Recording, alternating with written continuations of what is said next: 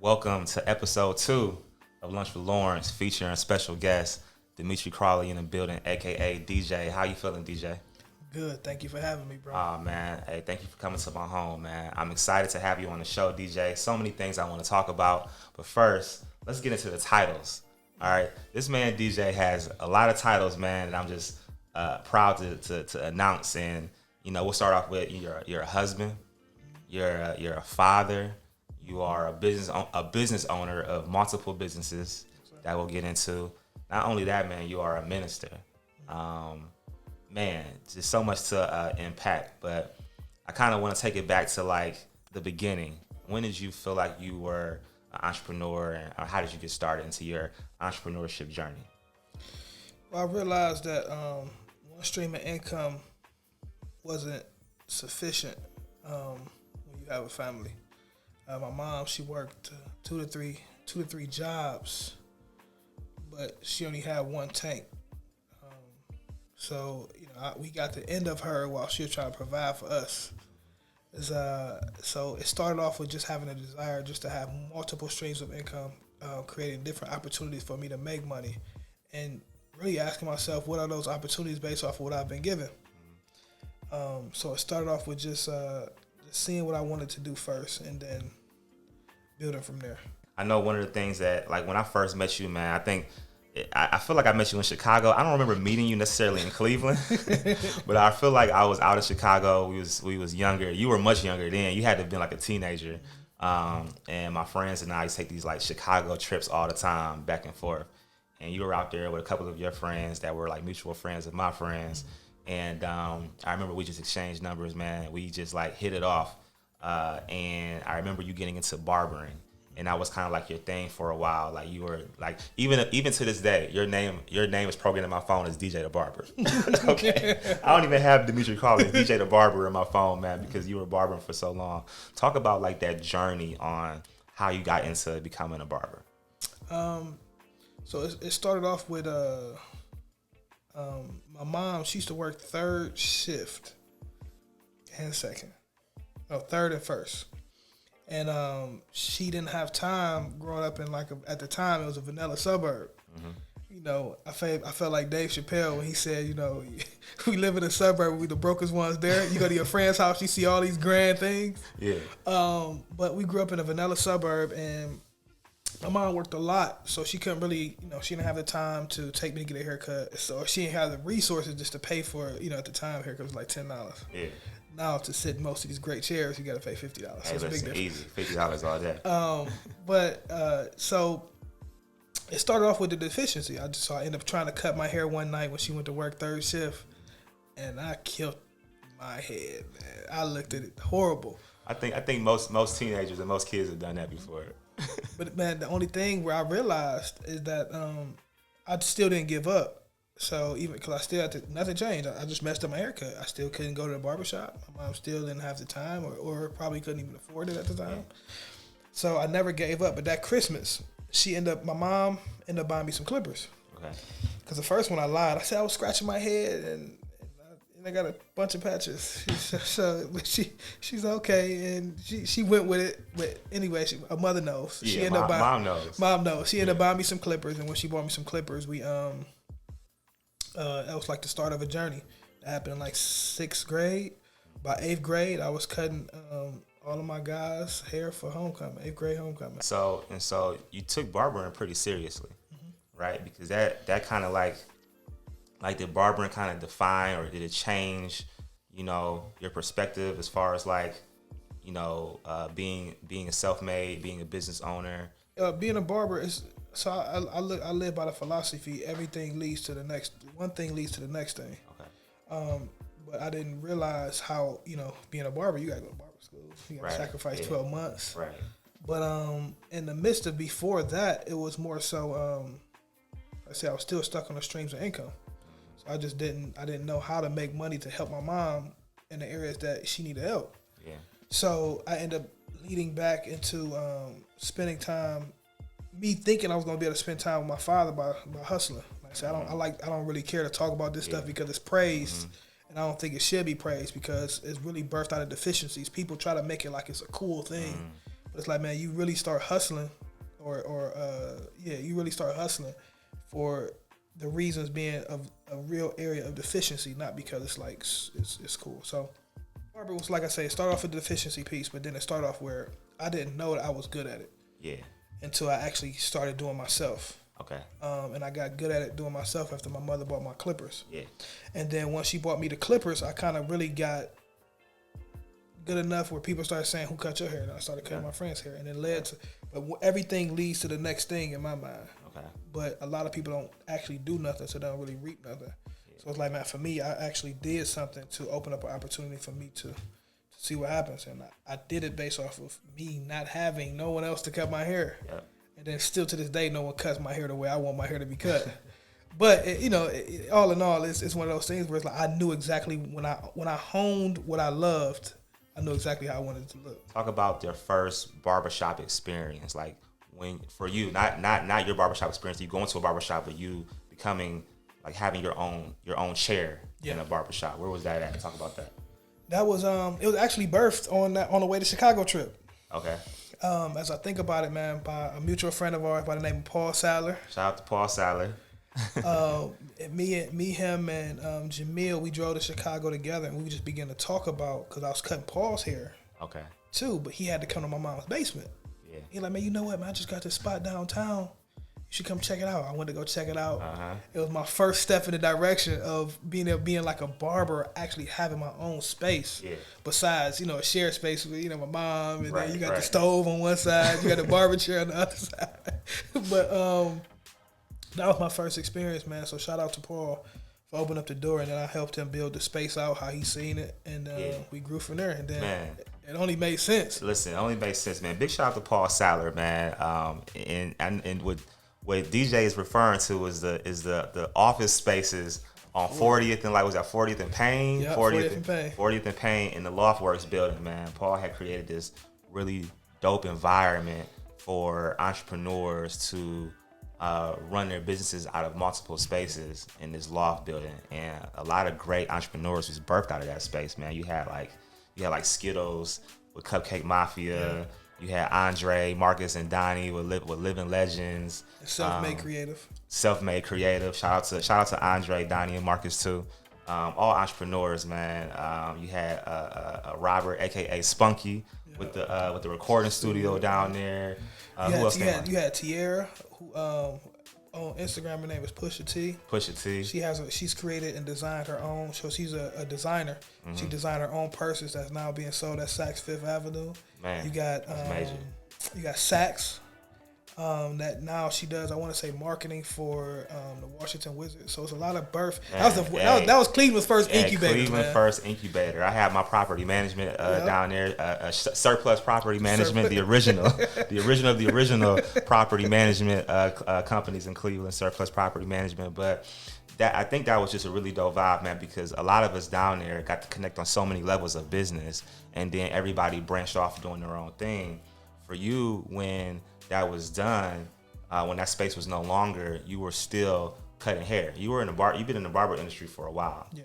And I remember, like, when you left 40th, you know, going to a complete new location, like your first actual building, your own space. Yeah. Where was that at again? It was off of 147th and Miles. Okay. First storefront barbershop that I think I'll probably never go back to a storefront. Yeah.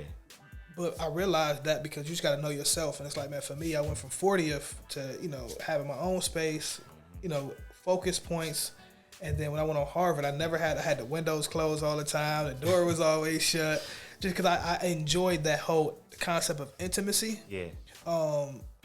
But yeah, so that was like my first real barbershop experience. Yeah. And it was definitely unique. But then in there, weren't you like how many barbers were in there? So I had like 2 or 3 barbers that came in and out. Okay. But but it was never like a full-fledged barbershop. Okay. So because it's like I was real picky. Yeah. You know, I mean, I'm not to say that, you know, you can't work with me, but it's just like, man, I just want to, you know, they kind of people still was kind of like in both worlds or in 2 different worlds trying to do this. It's like I was just uncomfortable. Yeah. So I just kind of, I really was set in on what I wanted to do. So I really wanted people that were like-minded around me. Yeah. Just to be, you know, be comfortable. And you move quite a bit, man, because in And we're stuck on barbering still, because barbering was like, for as long as I've known you, that played a big part of your entrepreneurship journey to where you are today. Sure, open up doors. And I think the cool thing about barbering is like the relationships that you build with people that you meet when you cutting hair. But so we leave the spot on 147, 146, and then from there you shoot back downtown to the brownstone buildings that Jamil had. Yeah. We were there for 7 years, called the Bulkley House. Bulkley House. Yeah. Bulkley House. Yeah. And back down to another basement. Intimate setting. You know what I mean? So it's like I went back. I tried to do the whole storefront thing. It just wasn't. Yeah. That wasn't my thing per se. And I knew that early on. Mm-hmm. It's like, it's real popular now to have like studio spaces that you rent. Yep. You know what I mean? Yep. But before, I kind of knew it because we weren't thinking like we're going to have a studio space barbershop. It was more so, you cut hair, come down, rent this space. So, it's crazy. Yeah. But, you know, it's I feel like, you know, when you got into that studio space, you were by this time, how long you been married? Married today. This is going to be the 8th year. 8th year. In July. And you have an amazing wife, man. Shout out to Coy. You know, one, Coy, thank you for allowing your husband to come on the show. Man, so, you know, that's the first thing. Thank you. Hey. I'm trying to find the camera. Thank you, Coy, for allowing your husband to come on the show, man. I appreciate you. My greatest gift. For that. Yes, man. So you and Coy now have your own space. Yep. CLC Studios. Where did the CLC come from? So it's Coy's initials. Coy Lachey Crawley is her full name. So we just kind of abbreviated to be CLC because the C and the L and the C kind of look good together. Yeah. So we actually, man, it's so funny. We sat on this idea for 3 years. Okay. We've been saving for 3 years before we actually put it in. We couldn't find the right spot. Yeah. But prime real estate in the middle of a pandemic allowed us, it opened up the door for us because people were scared. So what happens with scarcity is the transfer of wealth. It's like, man, for me and my family, man, we end up saying, you know, we stuck to it. We were nervous because like you didn't know. Yeah. You didn't know what's to come. Yeah. But I said, man, I'm gonna always fall forward. So it's like, man, at the end of the day, we planned for this. God opened up a door for it. This is the perfect space. Let's do it. Yeah, man. First off, when y'all open that space and I walked through them doors, the decor in that joint, I said, this can't be DJ. DJ ain't have no part in the decor and how this look, man. So who's the designer? Who's behind all that? So Coy is actually the designer of, and she's the architect, the designer. And it's funny because she's always had like a designer eye, like a niche for design, like interior decoration and designer, and designing. I guess that's what you call it. But interior decorating is her thing. Like she enjoys it. Even at her home, our house don't stay the same for longer than 6-7 months. It has to switch. Something has to change. Uh-huh. So she really, I put her to the test. I said, you do what you want to do. Yeah. I'm yes and amen. I got it. Whatever you say, do is done. That's what's up. And that's exactly what happened. I mean, we blew out the ceiling. At the first, it was drop ceiling. So yeah, it was a task, man, but it came out really, really nice. That's dope. Shouts out to her expertise. So I want to talk a little bit about like your wife. She's also an entrepreneur, right? And how does it work for you guys to have two entrepreneurs in the house? Like neither one of you work a 9 to 5. You're an entrepreneur. Your wife's an entrepreneur. You guys have two handsome, beautiful young boys. So like, how does that work in your marriage, and like, you know, the communication to the, like, how is that, you know? I think it started off where it started off at. Like Coy and I make sure we focus on us first. Mm-hmm. At the end of the day, them kids gonna grow up, and we're gonna do our best to steward them, to grow them, to help them grow, to point them in the right direction. But they gonna do what they want to do. Yep. So it's like I've seen it on many occasions where you get into a house where, you know, kids turn 20, 19, whatever, and the kids leave, and it's like they get into the house and it's two people that don't know each other. Mm. So we're intentional to find time. It's like, yeah, we give, you know, we celebrate the moments and we find the moments and we make sure that it's, you know, we take the time out to really hone in who we are, how did you grow this week, what are you working on, what's on your mind. So all of those intimate conversations stay intimate between us in a way where it helps us grow. So, you know, we kind of focus on us and we keep the house in perspective at all times. You know, her strengths, my strengths. we undergird those, and I let her roll freely, roll freely in her strengths, and vice versa. Yeah. I'm unorthodox, she's structured. Yeah, that works perfectly. Yeah. But if I try to be structured and I'm unorthodox, it's like no, you do what do you think I should do, babe? I don't act like I know. It's like, man, what do you think? Yeah. So that's part of our growing process that keeps us healthy. I think that's amazing, man. Thank you for sharing that. And what are you rocking first off? Because the hat and the shirt, the unbroken, is a dope.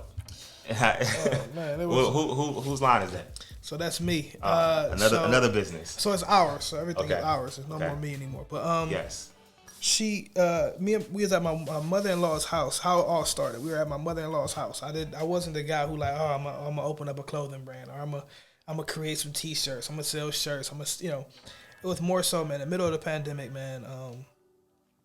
We were on my mother-in-law's porch, and there was a lady, her 2 children, and a gentleman. I'm not sure if it's her husband or not. And all I seen was just like, and you can tell like they were burdened, because like this when everything shut down and people don't know what's going on, what's next, how's the future look, and you can I felt like a burden. So I seen instantly when I looked at her in her face after looking at all the people in her family, her 2 children and him, I seen like a heaviness, and I seen forgiveness. And it was another word it was forgiveness, and another word that God showed me in the midst of seeing a heart being mended back together. So I ended up calling Naran, who is the owner of Ambitious Prince. I said, Naran, I got an idea. I need to get it out. I've never had no ideas like this. I need to get it out. Yeah.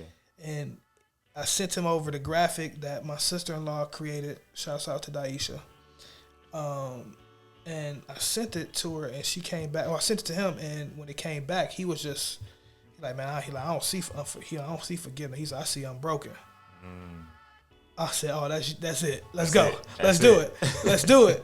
And we end up having a conversation about that. We end up starting there, and then once I got a few shirts, I end up passing the shirts out. Our goal was to pass the shirts out, give away some gift cards, man, and really try to build some type of morale of encouragement, some sense of encouragement, and let people know like you might feel alone, but you're, in the midst of all that you've been through, you're unbroken. Yeah. And we end up on my birthday. I said, man, you know what? I kept getting great, after I got the sample shirts, people would give me great reviews. That's like, man, I want to see, I want one, I want one. So I said, man, you know what? For my birthday, I'm going to the same thing that I was giving away for free. I'm gonna see what happens. Yep. And I ended up dropping on my birthday, man. We sold in 3 days, sold over 300 units. Nice. And I was not expecting that at all, and it ended up becoming a whole business. But before I did that, I made sure I had like a business structure, I had a name, I had all of those things where it's like, man, if I'm gonna do it, I don't know, I can table it. If nothing happens, it is what it is. But I am an entrepreneur. If it's an opportunity to make some money, I want to make sure it's right and it's structured properly. So. The logo, man, is super dope. Like I like the concept behind it. It's really raw, and I like the fact that it's like embroidery. What's it called? Embroidery. Yeah. Embroidery. Yeah, like I can't say the word, but it's not like screen print. Yeah, it was a reason behind that, man, because a heart being mended is a process to me. As I visualized it, it didn't seem like it was just like a simple process. And a lot of us think that life is just a simple process, but it's like, no, beauty comes after the process. And I think every stitch means something. Yeah. And I just couldn't do it because, Naran was like, man, you can't do embroidery on T-shirts. I said, well, let's just try it. Yeah. And it's definitely a way to care for it, because after you wash it, naturally it wants to shrink up. Right, but I got care instructions for it and everything to help people take care of it properly. But yeah, man, it's like, man, stitch by stitch, thread by thread, that's how we're made. That's dope, man. That's dope. So you got CLC Studios, you got the Unbroken business. I want to talk back to. I want to shift gears and talk back to the real estate business, because through your barbering. As you know, I was a real estate guy, and I remember being in your chair, and you was like always asking me questions like, how you do this and how you do that, and you in the real estate, and and I'm sitting here like, man, DJ, like the real estate business is crazy, man. So you went ahead and got into the business. You created your LLC. Mm-hmm. You started. You got into the construction side of things, to buying, to flipping, to renovating for investors. So how was that process, and how was that experience when you one, you're a barber, so you have clients that's a demand there. Now you know, I know this is before the Unbroken line, but you're a barber, so there's already a demand because people want their haircut every day. But now you got into the construction and the real estate side of things. And through that process, I saw that you brought in like family members to like grow the business up. And I'm saying, and so I know a lot of people don't like working with family. Like they feel like, oh man, I'm not hiring family. Family, they burn you. They lazy. They don't want to do what they are told. But it seems like when you were doing it, you had a lot of success in your business with family. So I want you to kind of share like what made you get into the real estate market, and then what made you bring on family for employment. So that's loaded. Yeah, it is loaded. Yeah, that's good.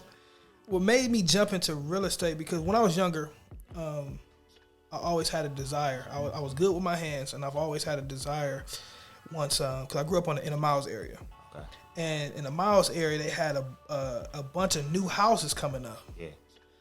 And it's like I used to go watch. I used to sneak around the corner further than I was supposed to go just to watch these houses be created. Yeah.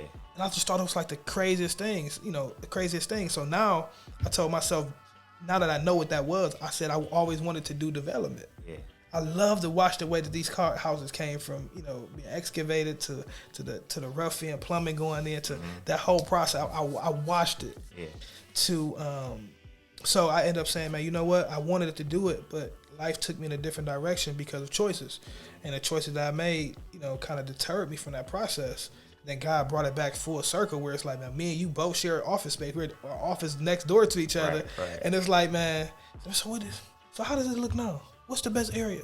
We're just talking everything real estate. We had conversations about. I'm picking your brain. You blessing me. You giving me everything that I need. And I ended up talking to a lot of other guys that I knew bought real estate, that own real estate, that So I end up learning from that standpoint. But it's like, man, how do I enter into the real estate game? Yeah. I was given an opportunity. Cleveland is small. Yeah. Everybody knows everybody. Yeah. Let's be very clear. Yeah. But it blessed me to know that barbering led. So everything leads to the next thing. I was given an opportunity that now my mentor, a gentleman by the name of Stacy Collins, he's an elder as well at the Word. He's the head elder at the Word Church. He said, man, you really want to do real estate? Because it started off where I was digging your brains, and years had went by, and I just never really did it. I was still, that's when the Barbering thing came, and the Barbering thing opened up the door for the real estate thing because he began to allow me to cut his hair. Okay. And then he said, man, you know what? You really want to do real estate, huh? He's like, well, all right, meet me at this property. I meet him at the property. He said, you renovated? We split the profits. I'm like, all right, cool. So I do it. A few months go by. I had to borrow $1,000 from a friend of mine. So the whole project for the renovation was a super simple renovation. Yeah. Like $5,000. I had $4,000. My wife and I had $4,000. Okay. So I'm taking a risk. She trusted me. I'm nervous. I don't know nothing about this. Uh-huh. And we end up flipping. We end up doing a project, and it's so crazy because after we flipped it, I said, man, just give me cash. He said, no. He said, I'm giving you a check. Right, yeah, it's business. It's business. But based off of my previous lifestyle, it just made more sense. Mm-hmm. And, bad habits, if not corrected, leads into new seasons. So for him and me, he created an opportunity in me. He trusted me. Because that's a lot of trust when you say, you renovated, we all know the deficiency in this market, any market, is a contractor. Yeah. But then what I learned is that I stood behind what I did, and then he stood behind me. Yeah. Kind of gave me the confidence to say, you know what, I'm going to try it. And then it started where it ended up leading to, once an opportunity is given, who you share that opportunity with is everything. So he said, him and y'all both gave me opportunities to renovate some properties. And man, it started there. I started inner city, and then the beauty of relationships is, man, doors open doors, man. Yeah. And then being a barber, you gotta think, man, barber or hairstylist, man, it's like your counselor, your therapist. It's a blessing because we feed off each other and we feed each other on a weekly basis. Mm-hmm. That's why I'm very, I want to say this, I want to add this, man. Mothers, man, be careful who you allow your son the chair that you allow your son to sit in, because what you see is what you get. Yep. So, or what you see, some of that stuff might be hid behind layers of what they want you to see, other than who they really are. So I'm real big on having that mind of knowing that I'm grateful. I'll never stop cutting hair, right? So the shift took place, and for things to be sustained, because if you're not cautious, you'll look like, man, you spread thin. Yeah. It's like, no, right? I'm picky. Yeah. You know what I'm saying? So it's like, yeah, I do a lot of. I have a know-how for a lot of things, but I pick and choose who I do those things with. Yeah. So it seems like a lot, but it's very little. So now it's like, yes, DJ, do you still cut hair? Yes, I service friends and family. Why? Because it's like, man, it's really, we all fight for time. So if I make the time to say I'm gonna cut your hair, oh man, that's me fighting for the time to cut somebody, cut my brother, my sister, my brother, my cousin's hair, or my nieces or nephews' hair, and it's like it makes sense. Yeah. But now I'm intentional about the relationships, how I spend my time, who I spend my time with, other than just saying, man, you can refer anybody. No, you can't. Yep. Let's have a conversation about this. And then to answer the B family. I think it was like the family part, because I remember when we first started doing real estate together, and he was like, yeah, I got my contractors on it. I'll go pull up on a job, and I see auntie, I see your pops, I see, you know what I'm saying, like family that was knocking the properties out, and you going behind there working, like everything was just like pristine. You were checking, like how did that work? Like why did you hire family, and how did that work out for you? So, the reason why I did it was because I believe, and not to say that my family is charity or in any case like that, but it's like I feel like charity starts at home. If you're going to be a blessing to somebody, at least if they shoo you away to smack your hand, at least it's going to start at home. Yep. So if I've been given an opportunity, I'm going to share that opportunity with my family first. Okay. And what they do with it is on them. Yeah. So it just so happened that, my family, well, two things. I never took on what I couldn't do. So, at the time when I first started, I was only doing, carpentry, painting, drywall, and minor plumbing. And those were my focus points. And it worked out, and demo as well. It worked out where my family, my father, he does plumbing. My aunt, she was phenomenal at drywall and painting. Yep. My cousin, he was great at demoing. So it's like, man, it worked out. Yep. But do you have your issues? Yes. Do you have your conflicts? Yes. But I manage expectation based off of communicating, like letting them know exactly what's expected, other than projecting what's expected or what should have been. It's like, just trying to keep it healthy, man. Yeah. Like I don't want to put nothing on a person that they can handle. Like even now, dealing with contractors and dealing with subs that I deal with now, I never put more on them than I know that they can manage. If I know that you're a type of person that spreads yourself thin, I only put you in for certain stuff. Yeah. But if I know you're the type of person that can and does manage, what you do well, that's different. Yeah. So now as a general contractor, I kind of manage people in a way that I would want somebody to manage me and my issues and my deficiencies, never judging me, but to help me. You know what I'm saying? So it's like now that it makes me a solid general contractor because I know how to manage people. Now, is Crawley LLC still in business? Yes, but it is. But it's like I say, I'm very picky and choosy on what I touch. I got it. The biggest part makes now, sense. You're not trying to get anything that people throw at you. Yeah. And like I say, I feel like the door is opening up for the next thing for me, which is the original thing, which is development. Yeah. So I've always wanted to do development. So like that's my focus. So now, you do what you got to do. So it's like I'm fixing and flipping. I'm all that great stuff, but development has always been a passion of mine. Yeah. And contracting was just a way and a means to do it. That's what's up, man. I want to shift gears real quick from talking about the business and entrepreneur side, and I want to shift into the minister side. Like DJ is a minister at the Word Church, and I remember when you sent me the text or you sent me the call, you called me. He was like, "Hey, bro," he was like, "Man, I'm about to become a minister." I'm like, "What? I become a minister?" And I know you've been very heavy into your word. I remember when you got saved, you gave your life to Christ, and since then you've always just been on this straight path of just growing and building your relationship stronger with Christ, more serving in the church and just serving so many people, being pastor's right-hand man, you know, cutting his hair and opening doors for people and working the church and putting chairs up. So talk about like that shift. You know, you're a husband, you're a father, you're an entrepreneur, but then you still found time to serve, and now you became a minister. Like, how did that all play out? The beauty of it is, it's crazy when you know, you don't really review your life, you just kind of go through it. Yeah. So the minister part is more so the grounding for me. Mm-hmm. It's the ability, the opportunity to serve. I came from a very prideful and arrogant space and place where it's like, man, God used not only his word, but he used the ability and opportunity to be able to serve other people as a way to keep me, or to make me, and to keep me humble. Mm-hmm. Where it's like, man, you know, even though back in the day, you know, you serving other people, the reality of it is, it's like, man, your heart wasn't right while doing it. Best way to put it. If you give somebody something, you know, and they don't give it back to you, you feel a certain kind of way. Right. Which means you just have an expectation that's not managed properly. But what the ministry did for me was it allowed me to serve people with no expectation. So it's like I didn't expect nothing from y'all, from people, from him or her. It's like, no, I expected God to say, man, God, what I did for them, I believe you'll do for me. Mm. So it's just a humbling form that God used for me. Like I say, man, it's open for any and everybody, but it worked perfectly for me.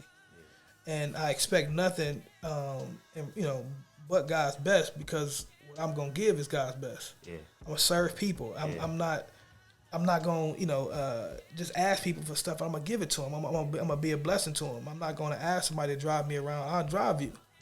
Yeah. I've done it. Yeah. I'm not gonna ask you to pick up my kids. I've done it for other people. Yeah. I'm not gonna, so it allowed me to say and allowed me to be stay in a place of true humility, and it tests my humility. If I ever get in a place where I don't feel like it, I feel like I'm better than, that's a hard check. Mm. So ministry was my grounding. It keeps me grounded still to this day, because none of us are perfect, but it keeps me grounded still to this day to say, don't forget where you came from. That's dope, man. I think I like it, man. I like it. I like what you're doing, with that, man. And it's just, you've always been like one of those friends that I could always call on when I'm like going through something where I'm like down and out, things aren't working my way. I made a bad choice or decision, and like you're one of those people that I could hit up and be like, man, DJ, I could talk to you in confident, knowing that it stays between us, and you're like the friend that's like, let's just stop and pray. Let's see what we're doing. Take a moment and pray. And as busy as you are, being a husband, a father, a business owner, a minister, business owner of multiple businesses, chasing your kids around during the day, yes. you will take time out and just pray over people. And, you prayed over me multiple times, man. So I just want to tell you right on the show, thank you, DJ, for being who you are, man. Like, yes, you blessed me in so many ways that you don't even know. You know what I'm saying? That's so. Listen, man, let me bounce that ball right back, man. At the end of the day, man, I am a few years younger than, we ain't gonna talk about your age. I'm a few years younger than you. Great hair, listen, mine coming in too. All right. But a few years younger than you, man, and I'm a product, or should you say a seed of the time, effort. I grew with y'all. Yeah. I grew with y'all growing pains, and y'all were older than me. So I'm a product of y'all. You know what I mean? At the end of the day, you reflect what you're around. Mm-hmm. And I was around y'all. I was around older guys, man. I was doing great, man. And it's such an honor. Yeah. You know what I mean? So, no, thank you. You know what I mean? What you see it now, it's just, I would pray for anybody, but it's an honor to pray with you. Man, I appreciate that, man. Much love. Yes, sir. So switching back gears to the business side, man. Yep. So, as you know, last year for Christmas, man, I went and made a larger purchase for myself and working really hard. And I went and bought myself a G-Wagon down in Atlanta. Beautiful thing. And so you're like one of the first people to like see it and come, when you come down to Atlanta on like a business trip. And I was down there while you were down there. And, we all went out to dinner, hung out, picked you up or whatever. And you was like, bruh, he was like, so when you bring it to Cleveland? And I'm like, man, it's snowing in Cleveland. It's cold. I'm not about to, this truck, look, the amount of money I pay for this truck is not coming to Cleveland no time soon. It's just going to stay in Atlanta. It's going to be parked in the garage. It's going to sit for a few months. And you was like, hold on. So you telling me you're going to have your G-Wagon sit for a few months, not making you no money? And I'm like, what you mean not making me no money? And that's when you hit me with like, you told me that you and a couple partners had invested in a vehicle that you were making income off of it. And so you had turned a liability into an asset. And now you started another business where you're purchasing vehicles and renting them out on your own.